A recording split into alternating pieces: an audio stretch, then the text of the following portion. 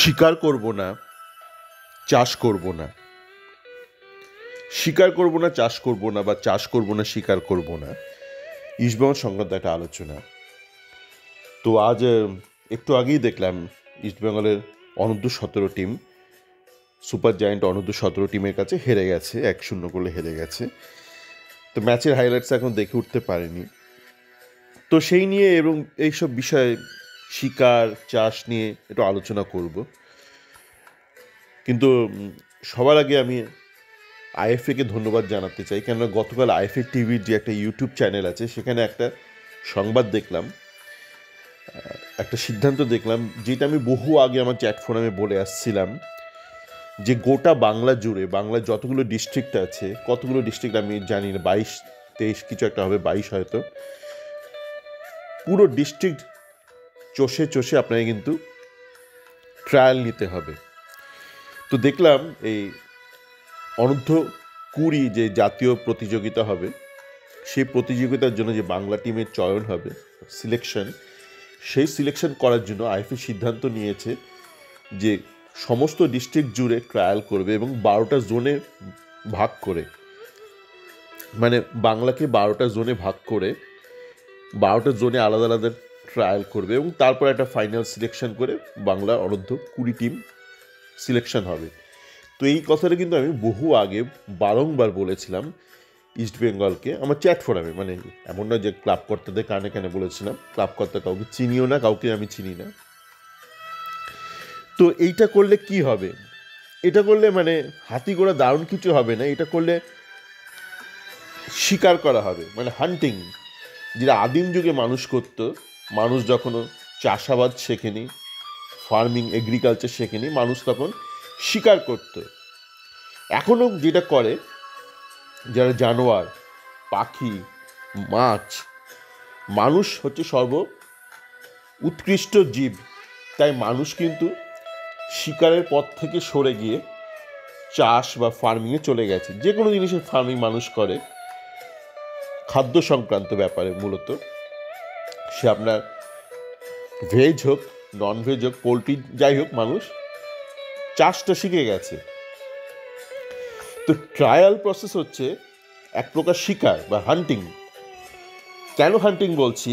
কেন আপনি যখন ধরুন ট্রায়াল করছেন, দেখুন যেটা হচ্ছে আপনার হাতে ফুল কন্ট্রোল নেই, মানে আপনি যে পপুলেশনকে ট্রায়ালে নেবেন তার উপর আপনি কিন্তু ফুল কন্ট্রোল নেই, বা তার এডুকেশন যে একটা হচ্ছে, এডুকেশন ম্যাপ বা এডুকেশন কারেন্ট এডুকেশন স্ট্যাটাস, তার উপর আপনার কোনো কন্ট্রোল নেই। আপনি দেখছেন যে আপনার যা চাই সেই অনুযায়ী কেউ তৈরি করে দিয়েছে কিনা কোনো ব্যক্তিকে, তাহলে আপনি তাকে সিলেক্ট করছেন। সেই জন্য সেটা খুব পরিশ্রমের কাজ, কেননা আপনার হাতে কোনো কন্ট্রোল নেই। তো আপনি হয়তো শয়ে ছেলেকে ট্রায়ালে নিয়ে তারপর দেখুন একটা ছেলেকে আপনি পেলেন, সে হয়তো দেবজিৎ রায় বা শ্যামল বেসরা টাইপ এডুকেটেড প্লেয়ার। কী করে সে এডুকেটেড হয়েছে আপনি জানেন না, কেননা আপনার প্রসেসের ওপর কোনো কন্ট্রোল নেই। আপনি শুধু দেখছেন যে অন্যের তৈরি করে দেওয়া ছেলেদের মধ্যে এমন কেউ আছে কি না যাকে আপনার কাজে লাগবে, যে আপনার পছন্দের বা আপনার যেটা লাগবে সেটাই আছে কি না। সেটা হচ্ছে হান্টিং। আপনাকে ধরুন সকালবেলা আপনার মা বললো যা তো গিয়ে কিছু খাবার নিয়ে আয়, আপনি বাজার করতে জানেন না, আপনি চাষ করতে জানেন না, তখন আপনি যাবেন জঙ্গলে। আগেকার দিনের হলে আপনি জঙ্গলে যেতেন, এবার আপনি ঘুরে বেড়াচ্ছেন, আপনার মায়ের হয়তো ইচ্ছে করেছে আজকে একটু বন্য শুকর খাবে, শুয়োর খাবে, শুয়োর খাবে, আপনি হয়তো একটা বন মুরগি ধরে আনলেন, বা আপনি হয়তো একটা কিছুই পেলেন না, একটা চড়ুই পাখি ধরে আনলেন। মা এসে বলে, কী রে, আমি এত পেঁয়াজ টেয়াজ তৈরি করে রাখলাম, একটা গোটা শুয়োর খাবো, আর তুই একটা চড়ুই পাখি ধরে আনলি, 2-3টে চড়ুই পাখি। তো এখন সেই জন্য আমি বলছি যে ট্রায়াল প্রসেসটা খুব একটা দারুণ উপায় নয়, কিন্তু এই মুহূর্তে আপনার কিছু করেন, আপনার কিছু শর্ট টার্ম, কিছু লং টার্ম কিছু প্ল্যান্স লাগবে। লং টার্ম প্ল্যান্স হচ্ছে আপনার ফার্মিং বা এগ্রিকালচার বা চাষ, সেটা সংক্রান্ত আমি বলে দিয়েছি কীভাবে পিরামিড স্ট্রাকচার ইস্টবেঙ্গলকে প্লেয়ার তৈরি করতে হবে, যদি করতেই হয়, মানে উৎকৃষ্ট মানে প্লেয়ার তৈরি করতে হয়। আপনাকে বিদেশি মডেল ফলো করলে চলবে না। আমাকে কি একজন কোথাও একটা লিখেছিল যে আপনি তো বিদেশে থাকেন, এত দেশ নিয়ে বলেন কেন? ভাই, আমি তো মানে মেড ইন বেঙ্গল, বাংলায় পড়াশোনা, বাংলায় সব কিছুই। তা আমি আমার দেশ নিয়ে ভাববো না তো তুমি ভাববে একা? যাকে আর আমি আমার বিভিন্ন দেশে ঘোরার চাকরি করার অভিজ্ঞতাটা শেয়ার করি, সেটা কীভাবে বাংলার কাজে লাগতে পারে, বা এই মুহূর্তে বাংলার ফুটবল ইস্ট বেঙ্গলের কাজে লাগতে পারে। তো যেটা হচ্ছে যে আপনাকে ওই পিরামিড স্ট্রাকচারে প্লেয়ার তৈরি করতে হবে, সেটা সময় সাপেক্ষ ব্যাপার, কিন্তু ওই প্রসেসে আপনি কিন্তু স্টেডি সাপ্লাই অফ এক্সিলেন্স পাবেন। মানে আপনাকে কুকুরের মতন এদিক ওদিক খালি ট্রায়াল করে বেড়াতে হবে না, বা কাউকে বলতে হবে না এবার নিয়ে এসো তো কিছু মাল, আনছি আনছি নিতু স্যার আনছেন, নিয়ে আসছি ট্রাক বোঝাই করে ঝর্তি পড়তে নিয়ে আসছি, মানে কোনোটাই আপনাকে করতে হবে না। এ পেছন ফাটিয়ে দুপুর রোদে আপনাকে ট্রায়ালও নিতে হবে না হাজার হাজার ছেলে, আপনি একটা প্রসেস তৈরি করবেন, কিন্তু সেটা সময় সাপেক্ষ ব্যাপার। 2024-এ চাইলে 2024-এ এটা হবে না, এইটা ঠিকঠাক নামাতে আপনার 10 বছর লেগে যাবে। আজকের দিনে যদি আপনি শুরু করেন 2034-এ, আমরা ওদের কে দেখে যেতে পারবো জানি না, অন্তত 10 বছরের একটা প্রসেস, কিন্তু জবেই করুন না এটা করতে হবে আপনাকে হবে, মানে এমন নয় যে আপনি আজকে 5 বছর বাদে করলে ওইটা 10টা 5 বছর হয়ে যাবে, 10 বছরটা লাগবেই আপনার। এবার আপনি কবে থেকে আপনার ওই ট্যাক্সি মিটারটা চালু করবেন সেটা আপনার হাতে।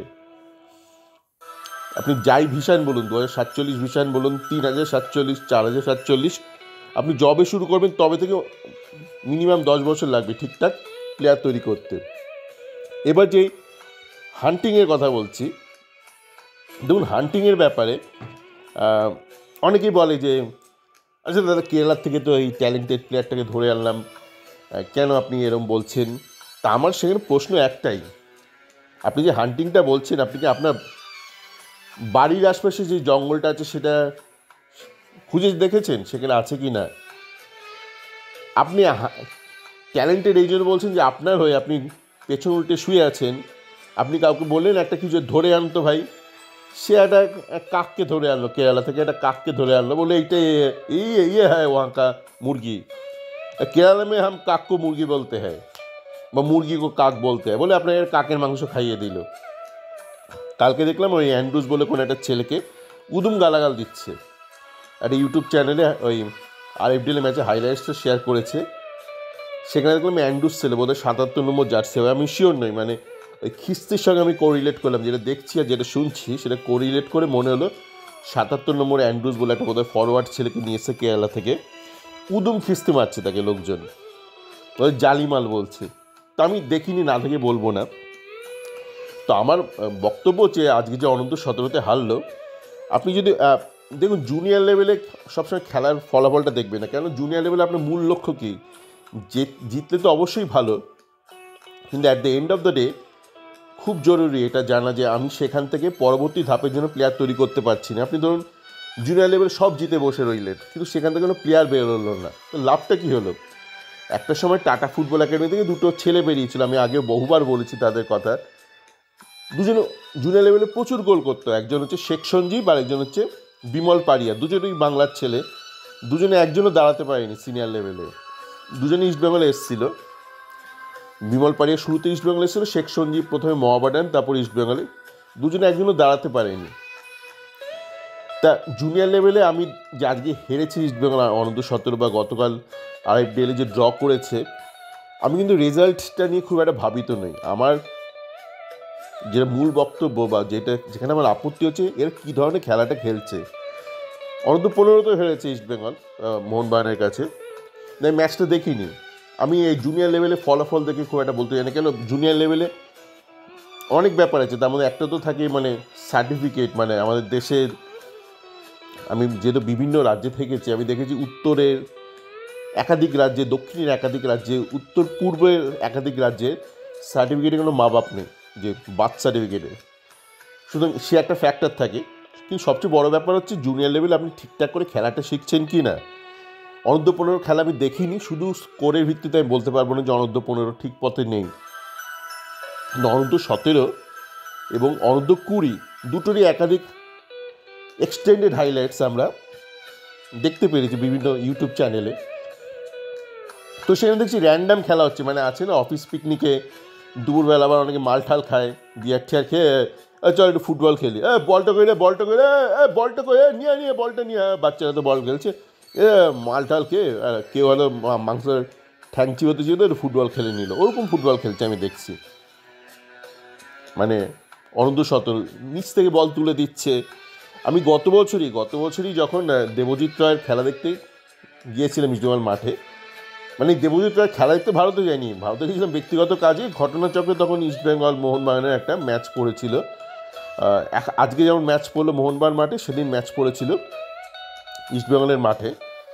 তো দেখলাম মানে উল্টো পাল্টা নিচ থেকে ওই এখন যিনি কোচ আছেন বাঙালি ব্যক্তি বলছে তুলে মার। আমি একটা ভিডিও শেয়ার করেছিলাম সেই সময় মাঠে বসে, তুলে মার, এই তুলে মার 17 ছেলেরা যদি তুলে মার করে, তাহলে তো খেলাটা তারা শিখছে না, বল ধরা ছাড়া জায়গা নেওয়া।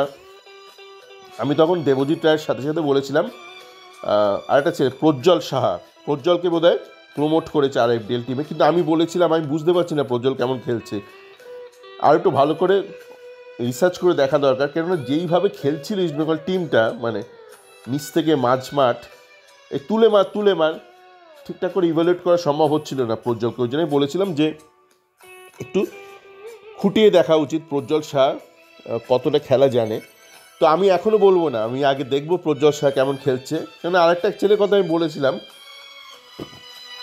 গত বছর যখন RFDL হচ্ছিল অ্যাডামাসেরও খেলছিল দীপক মার্ডি, চান্ডিলের ছেলে, ওই পুরুলিয়া একাডেমি থেকে রঞ্জন ভট্টাচার্য স্কাউট করে এনেছে। তো আমি ওই অল্প বিস্তর হাইলাইটস দেখেছিলাম। তো হাইলাইটস দেখে আমি বলেছিলাম যে এই ছেলেটাকে একটু ভালো করে রিসার্চ করে দেখা, ওকে কতটা মানে যোগ্য পরবর্তী ধাপে যাওয়ার জন্য। তো ছেলেটাকে দেখলাম ইস্টবেঙ্গল নিয়েছে RFDL টিমে, গতকাল 99 নম্বর জার্সি পরে নেমেছিল। এবার আমি যে হাইলাইটসটা দেখছিলাম, দুটো হাইলাইটস দেখলাম, প্রথমে এক্সট্রা টাইমে দেখলাম, তারপর একটা খেলার বাণী বলে এরকম কোনো একটা চ্যানেলে দেখলাম। আমি দুটোই শেয়ার করে দিয়েছি আমার চ্যাট ফোরামে। তো দেবজিৎ রায় শুরুতে দেখলাম একটা ডান দিক থেকে একটা লম্বা একটা পাস দিল গুইতে, সুন্দর একটা ফার্স্ট টাচে বলটা ধরে বক্সের মধ্যে ঢুকে গিয়েছিল, ডিফেন্ডারকে কাটিয়ে পেছন থেকে ট্রিপ করলো, হালকা ট্রিপ পড়ে গেল, পেনাল্টিটা দিল না রেফারি। জানি না কেন, মানে রেফারিদের এখন মানে চোখের দৃষ্টিও খারাপ হয়ে গেছে, কমন সেন্সও খারাপ হয়ে গেছে। আর ডিফেন্ডারকে কাটিয়ে নিয়ে কেউ তো মুখ থুবড়ে এভাবে পড়ে না। যাকে পেনাল্টি দিল না, ঠিক আছে। তারপর দেখলাম দেবজিৎ রায়কে বসিয়ে দিয়েছে। পরবর্তীকালে খেলার বাণী ইউটিউব চ্যানেলের ওই শুনতে বুঝলাম দেবজিৎ রায় চোট লেগেছিলো বলে ওকে বসিয়েছে। তা দেবজিৎ রায় খুব শিক্ষিত প্লেয়ার, ওর আমি একাধিক খেলার হাইলাইটস দেখেছি এবং মাঠে বসে তো বললাম না দেখেছিলাম। কিন্তু দীপক মার্ডির আমি কালকে খেলাটা দেখছিলাম ওই হাইলাইটসগুলোয়, আমার মাঝে মাঝে মনে হচ্ছিল ও ঠিক জানে না কোথায় দাঁড়াতে হয়। একটা ফরওয়ার্ডের কিন্তু খুব গুরুত্বপূর্ণ বিষয় যে আপনি বক্সের কতটা কাছাকাছি বা গোলের কতটা কাছাকাছি নয়, আপনি গোল করার যে পসিবিলিটি তার কত কাছাকাছি। আপনি কিন্তু গোল করতে গেলে কিন্তু একদম গোলের কাছে চলে যাওয়ার কোনো দরকার নেই, এটা ভুল ধারণা আছে। আপনি কোন পজিশন থেকে you are in a better position to score, সেটার জন্য আপনাকে যে একদম গোলের কাছাকাছি চলে যেতে হবে তার কোনো মানে নেই। আপনাকে একটুখানি ঠিকঠাক জায়গায় দাঁড়াতে হবে, একটু ফাঁকা জায়গায় দাঁড়াতে হবে একটু। তো আমি দেখলাম একাধিক ক্ষেত্রে আমি দেখলাম দীপক মার্ডি ছেলেটা, একটা অভিষেক কুঞ্জা বলে একটা ছেলে ছিল মনে যে 2 বছর ধরে খেলেছিল ইস্টবেঙ্গলে, গত বছরও RFDL খেলেছিল, তাকে খুব মানে হাওয়া দিয়েছিল, ধুয়ো দিয়েছিল ইস্টবেঙ্গলের ইউটিউব ফ্যানরা। ওই ছেলেটা মানে খুঁজে ভিড়ের মধ্যে নিজেকে হারিয়ে ফেলতো। আমি দীপক মার্ডির দুটো ব্যাপার দেখলাম, একাধিক ক্ষেত্রে দেখলাম, গোটা ম্যাচ না দেখে বলবো না। ছেলেটা আমি খুব পরিশ্রমী, এবং ছেলেটা আমি এই জন্য বলেছিলাম যে ছেলেটা মানে কি নাকি হাতি ভরা জঙ্গলের মধ্যে দিয়ে হেঁটে গিয়ে ট্রেনিং নিত, সেই সব ঠিক আছে, অতীত ঠিক আছে, বর্তমান এবং ভবিষ্যৎটাও খুব গুরুত্বপূর্ণ। সব ব্যাপারে তো ইমোশন থাকলে চলে না। তা আমি দেখলাম একাধিক ক্ষেত্রে সেটা ভিড়ের মধ্যে ঢুকে যাচ্ছি নিজেকে, ভিড়টা যেহেতু বা ডিফেন্ডারের জটলাটা যেহেতু বক্সের মানে গোলে খুব কাছাকাছি, ওর জটলার মধ্যে ঢুকে যাচ্ছে, ওই পজিশনে থাকলে কিন্তু ও বলটা পাবে না। দেবজিৎ রায় কিন্তু এই ব্যাপারে খুব ধুরন্ধর, খুব সুশিক্ষিত ছেলে ফরওয়ার্ড হিসেবে। আরও একটা দেখলাম দীপক মার্ডি যখন ঢুকে যাচ্ছে, ও তারপর বডির যে ওরিয়েন্টেশনটা থাকছে অনেক ক্ষেত্রে এমন থাকছে যে ও মানে ও বুঝতে পারছে না যে ওই ওরিয়েন্টেশন থাকলেও বলটা ও কাছেও আসবে না, আসলেও কিছু করতে পারবে না। তো এই ব্যাপারগুলো ঠিক করতে হবে ওকে যদি এগোতে হয়, এবং কে ঠিক করবে আমি জানি না। মানে যেই ধরনের কোচিং হচ্ছে সমস্ত মানে জুনিয়র লেভেলে যতগুলো স্কোয়াড আছে, 15টা বাদে 15টা আমি দেখিনি তাই বলবো না দেখে অভিযোগ করাটা ঠিক নয়। 17 RFDL রিজার্ভ টিম, আমি কোনো শিক্ষার ছাপ দেখছি না, এরকম কোনো শিক্ষার ছাপ দেখছি না। একাত্রে হয়তো কেউ জিতে যাবে, ঠিক আছে, কিন্তু ওভারঅল এখান থেকে আপনি আপনি কিছু বেরোবে না, আপনার বেরোলে খুব অল্প বিস্তর বেরোবে, সেটা ভাগ্যচক্রে বেরোবে একটা দুটো। মানে আপনি যে একটা ওয়েল অর্গানাইজ বললাম না, আপনি মানে আপনার কাছে একটা জঙ্গল আছে, বিশাল জমি আছে, সেখানে শুধু জঙ্গলি গাছে ভর্তি, জঙ্গলি ফল, আপনি জানেন না কী গাছ আছে, কখন কী ফলটা ফলবে, আপনার হাতে কোনো কন্ট্রোল নেই। ব্যাপারটা কিন্তু এখন এরকম রয়েছে। আমি চাষও করব না, শিকারও করব না। শিকার করতে বললাম না, শিকারটা হচ্ছে একটা টেম্পোরারি সলিউশন, কিন্তু সেইটা আপনাকে ঠিক করে করতে হবে, গোটা বাংলা জুড়ে করতে হবে। আপনি বাংলাতেই করলেন না, আপনি দুম করে কেরালা থেকে একটা দুটো তিনটে ছেলেকে নিয়ে চলে এলেন, সেখানে আপনি শিকার করছেন না।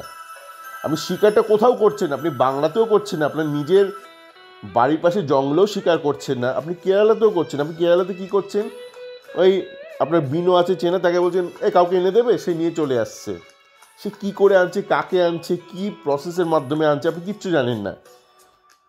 আপনি উল্টে ট্রেন ভাড়া দিচ্ছেন, থাকা খাওয়ার খরচ দিচ্ছেন, যেখানে একটা স্থানীয় ছেলেকে নিলে, সমমানের স্থানীয় ছেলেকে নিলে আপনার ওই লোকাল ট্রেন ভাড়া, থাকা আপনার ওই একই ডাল ভাত তরকারি হয়ে যায়। এবার দক্ষিণী হলে আপনাকে অন্যরকম রান্নাও করতে হচ্ছে, প্রচুর ঝামেলা, আপনার পয়সার শ্রাদ্ধ হচ্ছে, আপনি আলটিমেটলি কিছু পাচ্ছেন না। তো এটাই বলার ছিল, খুব বেশি গভীরে যাব না, কেননা আমি যেটা বলেছি যে ইস্টবেঙ্গল এখন সর্বনাশ হচ্ছে এবং হবে, এবং এটা হয়ে যাক, ভালো করে হয়ে যাক, তারপর আরও আরও বিস্তরে আলোচনা করা যাবে। এইটা তো করলাম, এইটা যথেষ্ট আলোচনা করলাম, করবো না বলবো না বলেও কিন্তু অনেক কিছুই বললাম। ইউথ লেভেল সংক্রান্ত বললাম যে কোথায় ভুল হচ্ছে, মানে না করছি চাষ, না করছি শিকার, বসে আছি পেছন উল্টে শুয়ে আছি, একে ওকে বলছি কিছু বাজার করে নিয়ে আয়। সবাই ভালো থাকবেন।